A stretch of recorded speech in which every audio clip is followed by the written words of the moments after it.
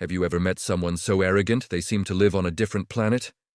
Well, today's story is about a chairman whose ego was so massive, it ended up costing his company over $2 billion. Let's call him Mr. Harrison, the big boss of a massive tech firm, a company known for its cutting-edge innovations and apparently its incredibly snobby chairman. Our story begins on a seemingly ordinary Tuesday. Mr. Harrison was scheduled to visit one of his company's most important research and development centers. This wasn't just any R&D lab. This was the heart of their future projects, the place where billion-dollar ideas were born. The employees there were the best of the best, the brilliant minds driving the company forward. But to Mr. Harrison, they were just cogs in his giant machine. As he strode through the gleaming, state-of-the-art facility, a procession of nervous executives followed him like a trail of ducklings. They pointed out new prototypes, explained complex data on giant screens, and generally tried their best to impress the unimpressible chairman. Harrison, for his part, looked bored.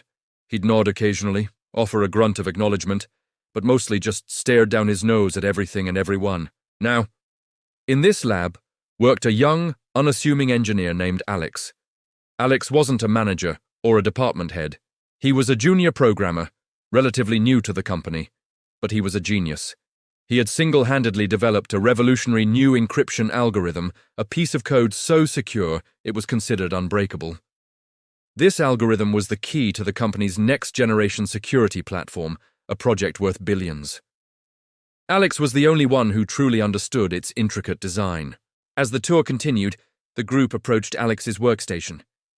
The lab director, wanting to showcase the incredible talent on his team, proudly introduced him. "Mr. Harrison, this is Alex. He's the brilliant mind behind the new Titan encryption protocol." Alex, a bit starstruck but excited, stood up and wiped his slightly sweaty palm on his jeans. He extended his hand, a gesture of respect and professional courtesy. "It's an honor to meet you, sir," he said, with a genuine smile. Mr. Harrison didn't even glance at Alex's outstretched hand. He looked past him, a look of pure disdain on his face. He turned to the lab director and said, loud enough for everyone in the open plan office to hear, "I don't shake hands with low-level employees. It's a waste of my time. Let's move on." The air in the room froze. You could hear a pin drop. The executives winced. Alex's face fell, his hand dropping awkwardly to his side. The smile vanished, replaced by a look of shock and deep humiliation. He just stood there, speechless, as the chairman and his entourage swept past him without a second glance. The message was clear. You are insignificant. You don't matter. For the rest of the day, Alex couldn't focus. The chairman's words echoed in his head. Low-level employee. He had poured his heart and soul into his work, staying late, skipping weekends, all for a company led by a man who wouldn't even acknowledge his existence. The pride he felt in his creation was replaced by a bitter sting of disrespect. That evening, Alex sat at home, staring at his computer. The humiliation had festered into a quiet, cold anger. He thought about his algorithm, his masterpiece. The company owned the patent, but the knowledge, the deep, intuitive understanding of its architecture, was his alone. He had built in a few personal, undocumented fail-safes and backdoors, a common practice for developers to manage complex systems during creation. They were his secret keys.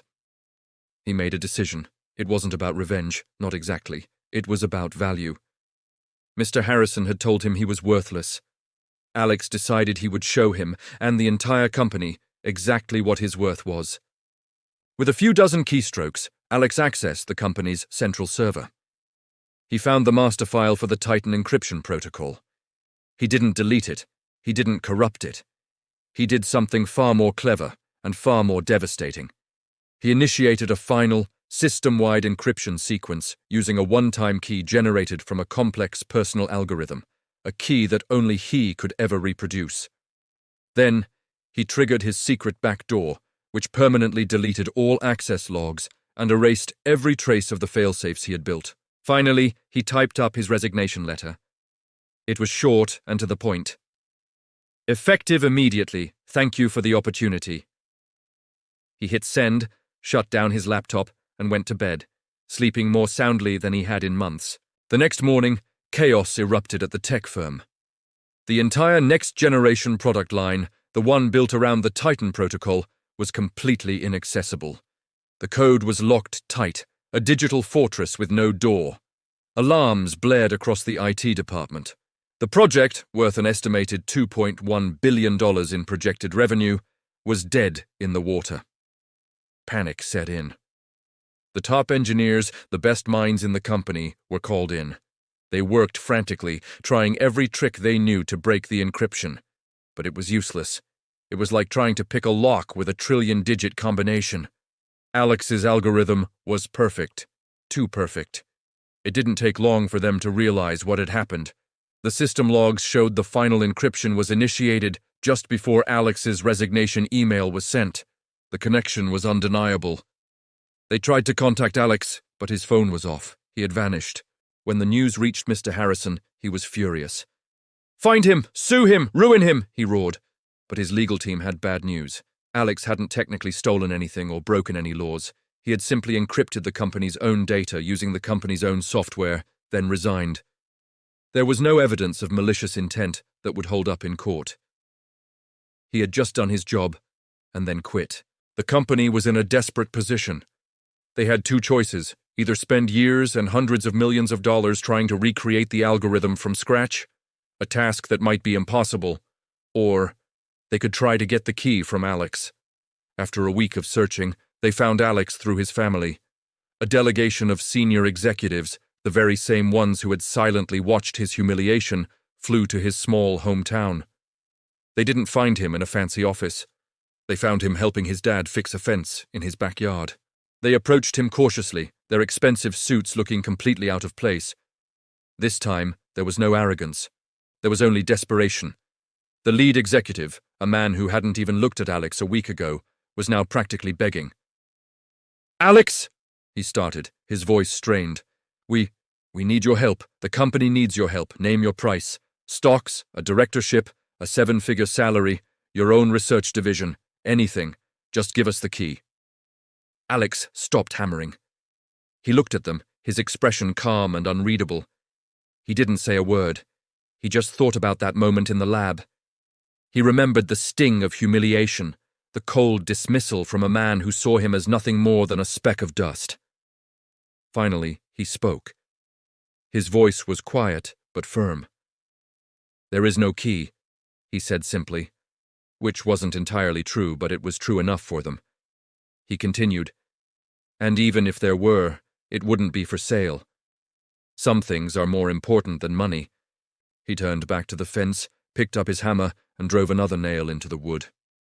The executives stood there, stunned into silence. Their $2.1 billion project was gone, not because of a market crash or a competitor, but because of a simple handshake that never happened. All because a chairman thought a low-level employee was beneath him. And so, Mr. Harrison learned a very expensive lesson. A company's greatest asset isn't its patents or its infrastructure, it's the people. Every single person, from the boardroom to the mailroom, holds a piece of the company's value. And sometimes, the person you dismiss as insignificant is the one holding the key to everything. What do you think? Did Alex do the right thing? Let me know your thoughts in the comments below. Thanks for watching, and if you enjoyed this story, don't forget to like and subscribe for more. See you next time.